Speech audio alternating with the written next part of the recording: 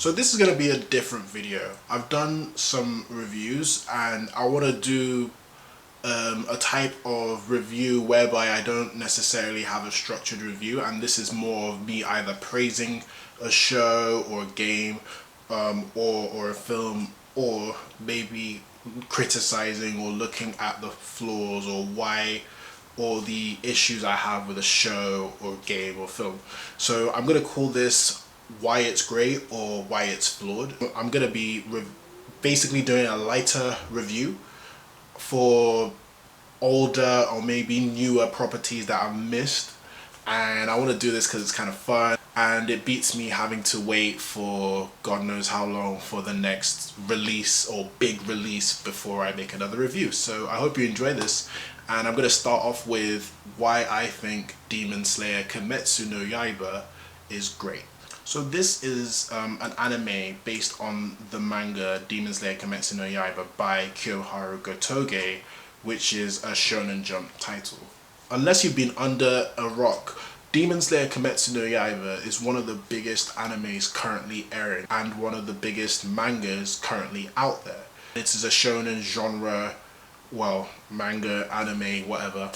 And today I'm going to be talking more about the anime itself than the manga. So there's not going to be any manga spoilers.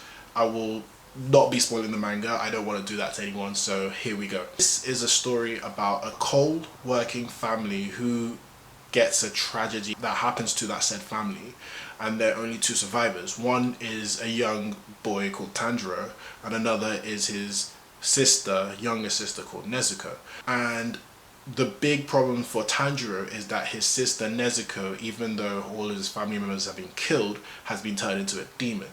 And there's this group of mercenaries that are trained to kill demons called Demon Slayers. And how this premise goes is that Tanjiro becomes a Demon Slayer in order to find a cure to turn his sister back from a demon to a human. Now, the thing about me and Demon Slayer is I first heard about it around end of 2018, I believe.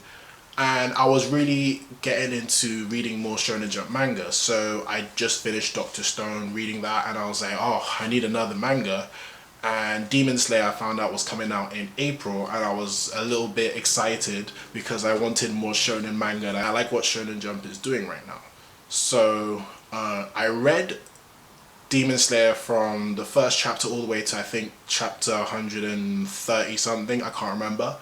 And I fell in love with the manga. I thought it was awesome, I thought it was cool, and I thought could be one of the next big shonen animes. When I heard Ufotable were adapting it, in all honesty, even though I'd watched Ufotable shows, I wasn't expecting that much from Demon Slayer. Because at the time, I had not watched that many Ufotable shows, so I didn't know, well, I knew they were great at animation, and yes, I knew their fight scenes were insane, but I wasn't expecting Demon Slayer to be, you know, ridiculously amazing or something like that. I was expecting a very good, well-adapted shonen in the lines of My Hero Academia, that type of thing. Even though My Hero is amazing, but you get what I'm saying. I thought it was going to be a well-made anime. That's pretty much it. So when the adaptation came out and I saw the first episode, instantly I knew that this was going to be something special. Compared to the chapter, the episode was just well made and illustrated all the feelings and the pain that Tanjiro was going through the voice acting. And I thought that this show was going to be incredible, especially when I watched the OP. When I saw the breaths in the opening, I was enthralled and I was ready to see how beautiful, how great this show could be. After seeing season 1 of Demon Slayer Kimetsu no Yaiba, I can say that Ufotable, hands up, you're the best at animation. I can't say anything. Like, I have no negativity to say about your company or anything you do in terms of anime. You guys are the GOATs. I'm not even gonna lie. This anime is amazing and it's so beautiful, man. It is so good. What I love about Demon Slayer Kimetsu no Yaiba is even though it has a simplistic shonen plot, it executes it so well. And it's not like one of those shonens where Tanjiro wants to be the best because he wants to be the best.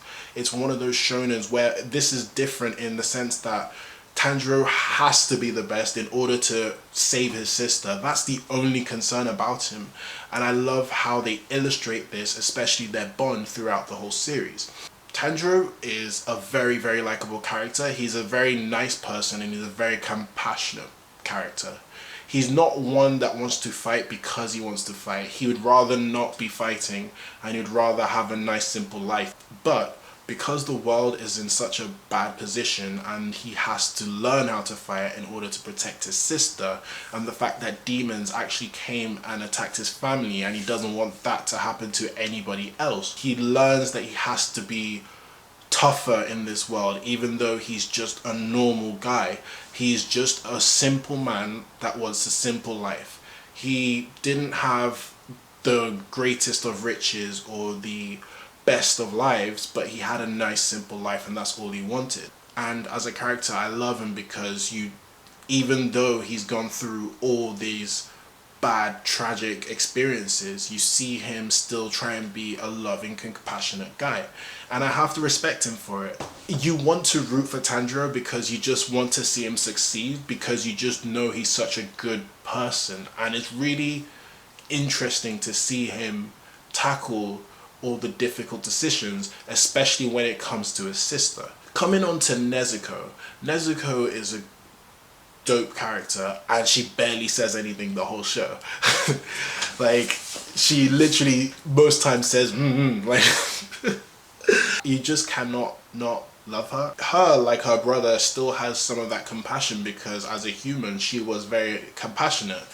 And you see her try and go through these struggles of being a demon when she doesn't even want to attack humans. She wants to help them. And it's a really interesting dynamic. Usually in anime there's a main 3 group, and in this sense there's actually a main 4, I would say, which is Tanjiro, Nezuko, Zenitsu, and Inosuke. Now, this is, I think, the best roster I've seen in anime in a very long time, where all 4 of them are extremely likable. Each of them have their own quirks that makes them lovable, even though you understand that they all have a little bit of stupidity in them. When all 4 of these characters interact, or at least even 2 of them interact, they bounce off each other so well, and it creates these great character moments that makes their characters shine. So I would say that Zenitsu is the type of Usopp character, if you know Usopp from One Piece. So he's the scaredy cat character, but what I like about Zenitsu's character in the show is that he develops pretty quickly, and you do understand that even if he acts like a wimp, he could be a boss whenever he wants. And what makes him so lovable is that he understands his faults and he's not one to shy away from them, and he's one that wants to get better. So he's an awesome character already. Inosuke is pretty much like Bakugo, I'll say. Is there a difference between the two? I mean, Bakugo you'd say is smarter, but Inosuke is just that wild, funny character. The reason why he's so wild is because that's just how he was brought up, and he's still a naive person. So you understand when Inosuke is doing something stupid, and it's really funny to see because he's just a lovable character. There are other characters in the show like Giyu, the pillar. He's awesome. He's one of those cool, calm-headed characters, and he's just likable. All of them actually are very likable. In terms of anime only, these characters are either really likable, or you understand their motivations, or at times both blend together. What's cool about this show is when a demon is defeated, you get to see their backstory, and that makes you feel sorry for them because, as Tanjiro quotes in the show, they are misunderstood people. It's not like they wanted to do bad things at the beginning. Tragic events usually happen to them in order to lead them to become a demon, and that's awesome to see. You get to understand the bad guy. I don't feel like shows make you understand the bad guys as much as Demon Slayer. I mean, almost every demon, you understand why they're doing what they're doing or how they ended up in this position to do the evil things that they're doing. Alright, so let's address the elephant in the room. Studio Ufotable. My goodness. My goodness, my goodness, my goodness, my goodness. This show's production is insane. Ufotable has really translated the pages of this manga and has brought it into such a great new light that I didn't even expect. Studio Ufotable, what they tried to do is, well, I believe a producer said this, but they're not trying to adapt Demon Slayer. They're just trying to make the best Demon Slayer show that it could possibly make.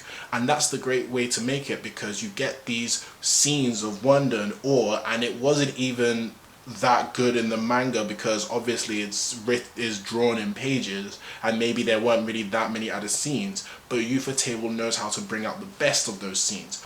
For example, there's this one episode whereby one of the biggest, well, the reason why it trended, episode 19, you probably know what it is, but that fight alone illustrated how Ufotable masterfully took a fight scene. Well, it wasn't even that exhilarating in the manga. It was exhilarating, yes, to get a power-up. It was more hype than exhilarating. It took a hype scene from the manga to make it an exhilarating scene in the anime. That is what I call great adapting. The animation in this show is so insane. I can't believe it's a show sometimes. I feel like I'm watching a movie. Even the way the camera moves in this show, I get so geeky about it because it looks like film level cinematography. How am I talking about cinematography in an anime? That's insane. It blows my mind, some of these scenes, especially in, I believe, episode 12 when Tanjiro was fighting a demon and there was this Inception-like scene that wasn't, like I said, it wasn't as exhilarating in the manga, but in the anime, what they do is almost every movement, the camera follows it so well that you feel like you're more immersed in the anime compared to other animes. So bringing back to that scene, so the Inception-like scene was so well made, where it was just one shot of Tanjiro going around this room. And I have replayed that scene so many times because I cannot believe that I'm watching this in an anime. Like, I can't believe that this is anime. Oh my god. And that's just one of the aspects where I really praise Ufotable. That's the animation alone. The music? What? Music in this anime is some of the best music I've ever heard. And it's so atmospheric and it fits it so well. I believe it was done by Yuki Kanjura, and she's insane. This, oh my days. If I was you, right, go on YouTube and listen to the song To Destroy All Evil. I believe that's what it's called. That song alone, when I heard that in the first episode, it gave me goosebumps. It fit so well. Like, this show is so good. Alright, so I completely forgot to say something when I was recording this video, so I'll be really quick and tell you about it. So the opening for Demon Slayer, Grunge, right, is one of the best openings I've ever seen. It's beautifully stunning, and the music, the actual song itself, Grunge by Lisa, is just awesome. And then the ending is also, I believe it was by her and somebody else, but that was also awesome, even though when the ending comes up towards the end of the show, it's usually a bit annoying because, you know, something really good happens and then it ends on a cliffhanger and then you get the ending, but luckily it's a banging thing. So yeah, so that was a quick thing from me. I'll see you in a bit. Back to the video. Even the SFX sounds insane. Every cut, every punch, every single sound design effect sounds so good. It really sounds like you're watching a movie. And that's what I really can't believe with this show. How did Ufotable make this? Like, how did they do this? And this is what I mean by Ufotable saying that they wanted to make the best Demon Slayer show. They didn't need to add all this extra oomph to this show. It probably would have done well without it. But because they did, that's essentially turning this really good manga into something that we've never seen before.